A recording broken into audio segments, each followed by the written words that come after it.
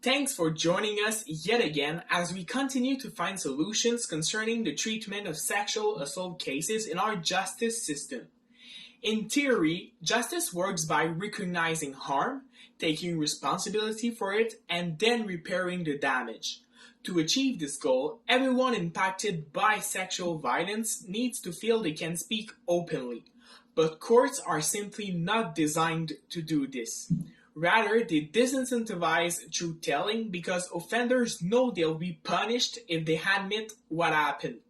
The same can be said about sexual assault survivors since they are often forced to undergo painful questioning. As you can imagine, the Canadian justice system recognizes damage and accuses offenders, but no measure is taken to ensure the reintegration of victims and offenders into society. This is where restorative justice seems like a viable alternative. This procedure brings offenders, victims, as well as affected families and communities into processes that rebuild relationships. Restorative justice can take several forms, including peacemaking circles and conferences, which helps resolving nearly any kind of conflict. Of the first cases attributed to restorative justice in California, including some sexual violence cases, 91% of members reported they would participate in another conference and recommend the process to a friend. Moreover, offenders who participated in the program were 44% less likely to commit future crimes than those whose crimes were addressed through the justice system. On top of that, cost savings are notable since we all know how expensive a trial can get. Just a quick note here, restorative justice avoids defining people by their behavior and experiences with labels like victim, offender, and perpetrator. Instead, restorative justice uses the word survivor because it honors that a person is in the process of transcending something painful.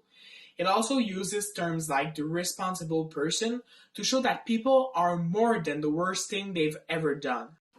As you can tell, the general satisfaction is impressive, but how precisely does the system work? Basically, rather than asking what law was broken, who broke it, and how should they be punished, restorative justice asks who was harmed, what do they need, whose obligation is it to meet those needs. Our restorative justice attorney's work begins with asking what survivors want from meeting with the person who harmed them. In sexual violence cases, there is a common thread. They generally want to hear the person who assaulted them say, "You're telling the truth, it's my fault, not yours." On top of that, they're also looking for some indication that the person who hurt them truly understands what they've done and that they won't do it again. Even without an admission of guilt from the person who assaulted them, a survivor may still find some benefit from being able to say, face to face, "I don't care if you deny it, I know you did this to me." The length of the process varies from case to case. Sometimes a circle or conference happens within days or weeks of the assault, while others can take months for everyone to feel prepared. Because sexual violence occurs through shame and secrecy, restorative interventions are most effective when family and close friends of both parties are included.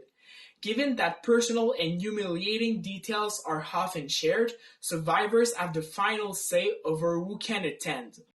At the end of the process, which typically ends with face-to-face sessions with the entire circle, a plan to meet the survivors and the offenders' self-identified needs is made by consensus of everyone present.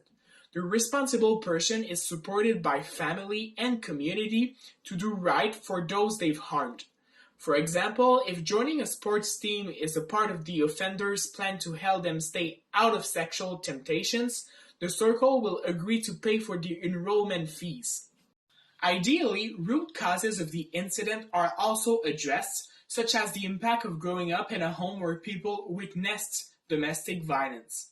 Many men in restorative justice circles speak about the sexual abuse they went through as children and how that unresolved trauma gave rise to their offending. In those discussions, the distinction between explanation and excuse is naturally done. Some jurisdictions have proposed to make restorative justice an add-on to court proceedings. But to be effective, according to most attorneys, restorative justice must remain outside punitive measures. Restorative justice's beauty and effectiveness flow from people feeling free to tell the truth and being welcomed to do so. Restorative justice practices have been mostly applied to children who've caused harm. School districts in many major cities, such as Baltimore and Nashville, have adopted some form of it as an alternative to more punitive approaches. Our growing understanding of the changing brains of children has made us more open to approaches that give kids a second chance. But restorative justice offers equal benefits when applied to adults, and when parties are willing, it should be available to them as well. As always, don't forget to check your training booklet for additional information and stay tuned for next week's solution.